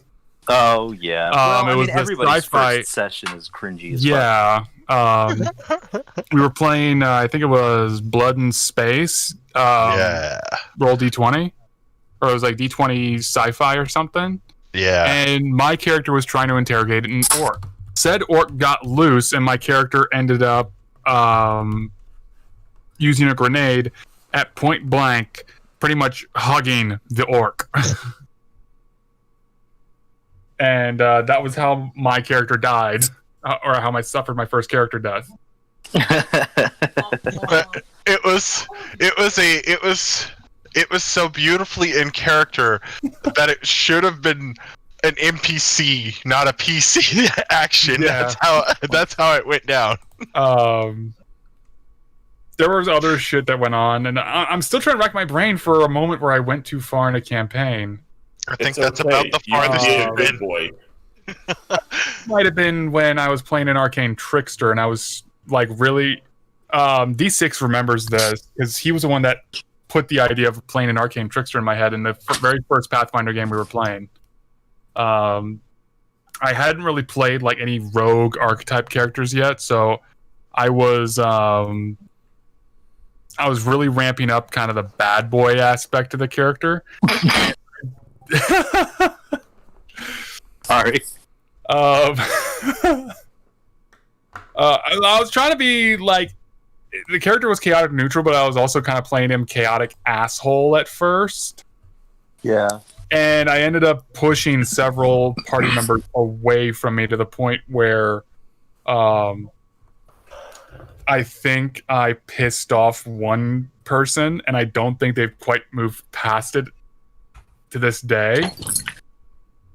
D8 and D6 know exactly who I'm talking about. Yep. So I'm going to leave it there, but I think it was... I vaguely remember most of what happened in that campaign when I was playing that character, because I was kind of experimenting at the time. I played a cleric, but I didn't play a cleric very, very well. And that cleric ended up like leaving or somebody. We wrote him out, and then we wrote him back in because I wanted to play paladin. And it was a clusterfuck, basically, and that's kind of where I think I went. Yeah, it was a clustercluck. And it was, yeah, that way I think it was one of the few times where I went too far in a campaign. Like I as D Hundo gently put it, I'm a very even-tempered person. I don't go very far in campaigns. I usually try and look play at Grigori. Yes, this is true. Look at Grigori. However, no one's seen Grigori go full Inquisitor yet. You know, it's that Gordon's not allowed to go even-temperedness. full Inquisitor. That's why I like seeing you play barbarians. Oh, that's right. I did play a barbarian, and even then I didn't raise my voice. No. The closest thing you got to raising your voice was that deep timbered. "Roar!" As I went full,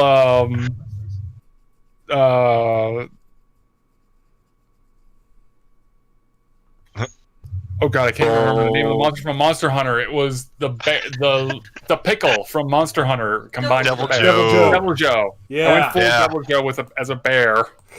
My current character is themed after him as well Then I also had in another campaign. the Space Marine I was playing, and he actually did raise his voice, but it wasn't like going too far. It was just an in-character thing. Was And I that the think- campaign that we were gaming with John? No, that was this was Wrath and Glory. D6. Yeah. I was playing like a Space Marine scout, like a Space Wolf scout. Yeah. Oh man. And we saw Yeah, no, and saw- the worst part was my character tried baiting out the anger of the Space Wolf the entire campaign. and he and I failed. He was like I the never got worst Space Wolf ever seen. Like, until he saw the Thousand Suns Space Marines, then he went full rage mode. right. That was a good moment. Fucking Thousand Suns, those traitors. Oh yeah. Look, I'm not saying Magnus did nothing wrong, but Magnus, But Magnus did wrong. nothing wrong. Another fun concept that I've wanted to play for a while, like really big, scary looking barbarian, but also a poet. I've actually run that character. He's big and scary, but wholesome as fuck. Roses are Wholesome red, as fuck. blood is red. Right. That is my haiku. That's not So I had a barbarian who was part of an elite organization set towards wiping out a good deal of crime. The group was called the Cloud Nine, and I made sure that each one of them was a different alignment. He was the chaotic evil one of the group. They had used polymorph any object to turn him into himself, but huge size. Which, by the rules of polymorph any object, would work. This was 3.5. We played loosey-goosey.